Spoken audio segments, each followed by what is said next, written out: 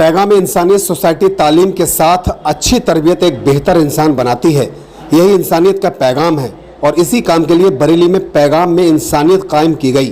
राज्यसभा के पूर्व सदस्य MP मोहम्मद अदीब ने आज पैगाम इंसानियत की 16वीं तालीमी कॉन्फ्रेंस में ये विचार व्यक्त किए। IMA हॉल बरेली में इसका आयोजन किया गया। मोहम्मद अदीब पूर्व राज्यसभा सांसद ने प्रोग्राम के मुख्य वक्ता एवं विशेष अतिथि के तौर पर इसमें शिरकत की। इनके अलावा KGMU लखनऊ मेडिसिन विभाग के अध्यक्ष प्रोफेसर डॉक्टर कौसर उस्मान एवं इस्लामिक स्कॉलर मौलाना जमील अहमद सिद्दीकी भी विशेष अतिथि के तौर पर कॉन्फ्रेंस में शामिल हुए। पत्रकारों से वार्ता करते हुए पूर्व राज्यसभा सदस्य मोहम्मद आदिब ने कहा। से नाजिश अली की रिपोर्ट।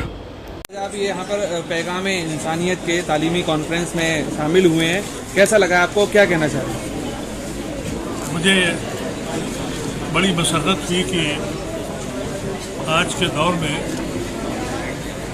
बरेली ऐसी जगह पे ऐसी तंजीम काम कर रही है जो बच्चों के मुस्तकबिल को बनाने जा रही है और एक बड़ा कारनामा इन्होंने किया है। मुझे ये मालूम था कि ये पैगाम इंसानियत की जो तहरीक है ये बरेली में लोग कर रहे हैं, लेकिन इसका तस्वुर नहीं था कि इतने बड़े पैमाने पर इतनी कामयाबी के साथ कर रहे हैं। बड़ी मसरत हुई आज के दौर में जब इंसान को मारकर जश्न मनाता है और जिस समाज में अदालतें खामोश हो जाएं, उनको दिखाई न पड़े और जालिम को के नाम पर जश्न मनाया जाता हो, मंत्री उसको हार पहनाता हो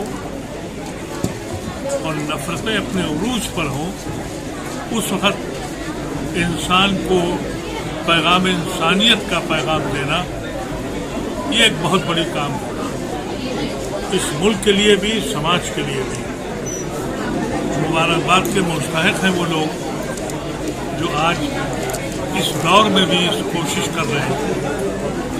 वो कोई समाज बनता नहीं है जहां अदालतें खामोश हो जाए, जहां अदलिया को दिखाई न पड़ता हो, जहां की तंजीमें इंसान से नफरत की बुनियाद पर उससे बदला लेती हों, इंसानियत की कोई वजूद बाकी न रह गया हो, वहां पैगाम इंसानियत को फैलाना ये एक बहुत बड़ा काम है।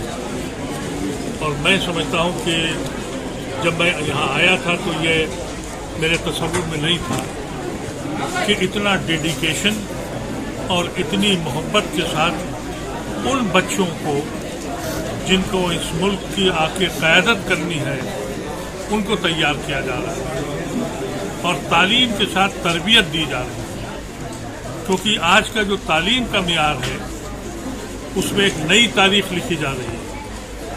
वहाँ एक नफरत का पैगाम दिया जाता है, यहाँ ये तालीम के साथ तरबियत भी दे रहे हैं और अगर तालीम के साथ तरबियत न हो तो इंसान नहीं वहशी पैदा होते हैं, जो हम देख रहे हैं। मैं समझता हूँ कि ऐसी तंजीमों को हर कीमत पर आवाम को मदद करनी चाहिए और इनके हौसले को हम सलाम करते हैं। ये सरकार लागू करने जा रही है, उस पर आपका क्या कहना है? ये जो मौजूदा सरकार है, अगर मैं ये कहूँ कि ये जाहिलों की सरकार है, वो मुल्क जो अपने कायद को भूल जाए, जो मुल्क गांधी और नेहरू को भूल जाए और उसको किताबों से हटाए, उससे ज़्यादा बदनसीब कोई मुल्क होगा? एक वो शख्स जिसने इस जमीन को हर जगह जगह जगह जाकर, देखिए हिंदुस्तान जब आज़ाद हुआ उस वक्त कई मुल्क आज़ाद हुए, पाकिस्तान भी है, श्रीलंका भी है और जाने कितने मुल्क हैं। सब कहाँ खड़े हैं और हम कहाँ खड़े हैं?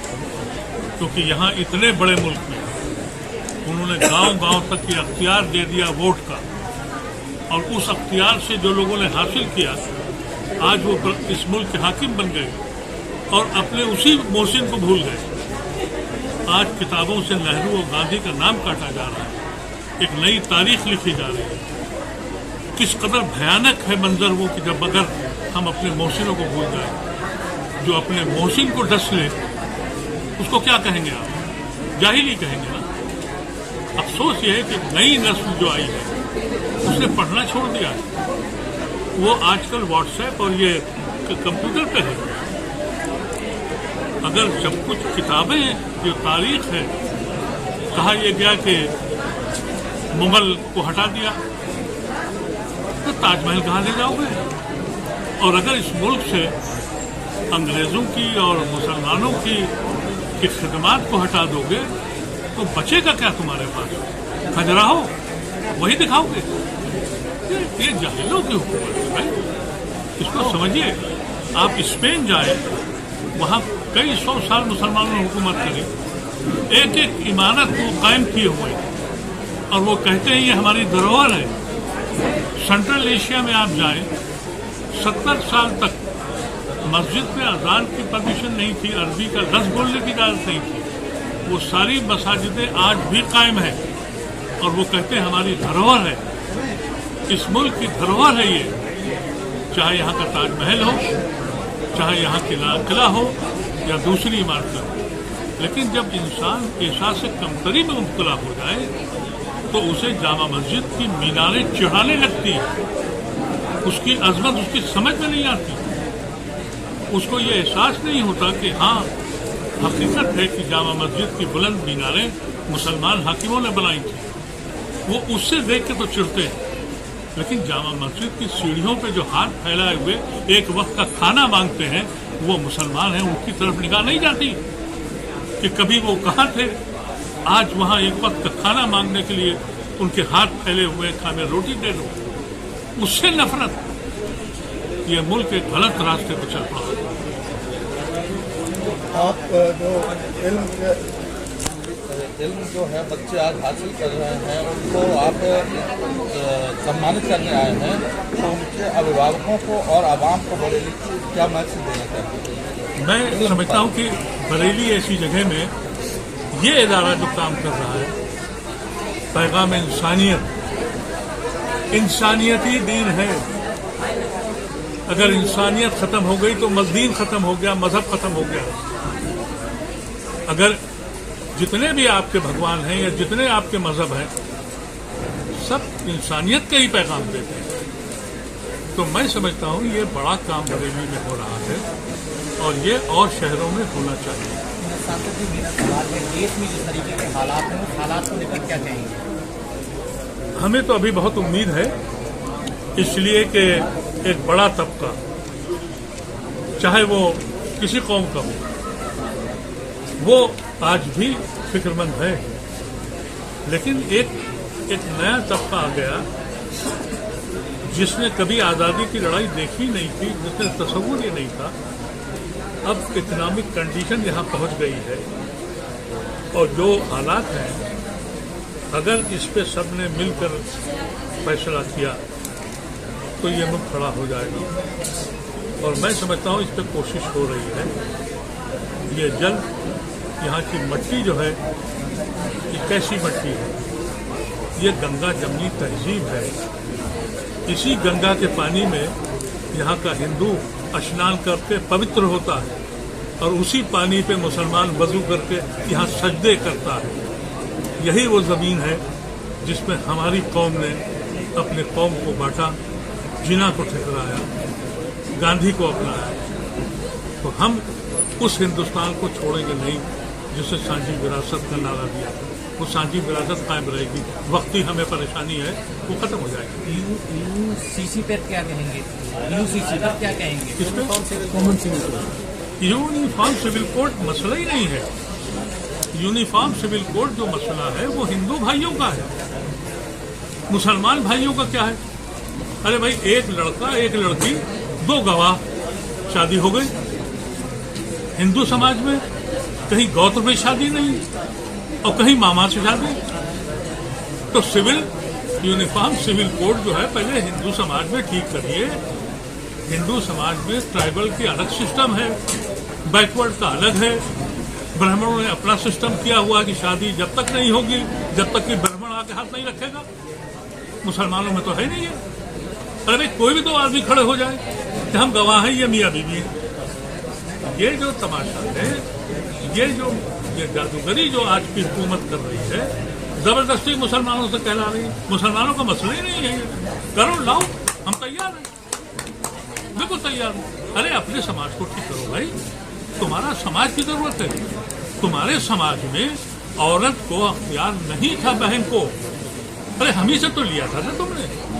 हमने बताया था कि नहीं, लड़की का हिस्सा होता है, लड़की बेवा हो जाए खुदा न करे तो दूसरी शादी कर सकती है। आज यूनिफॉर्म सिविल कोड का मतलब यह है कि हिंदू कोड को ठीक करना पड़ेगा। मुसलमान की तरफ क्यों दिखा रहे हैं आप? मुसलमान का कोई मसला नहीं है। मैं समझता हूँ मुसलमान बेचैन बेमतलब के लिए ये मीडिया कर रहा है। हमारा तो एक दीन का मसला है और वो उसमें बातें है, सिंपल कॉन्ट्रैक्ट है लड़के और लड़की में।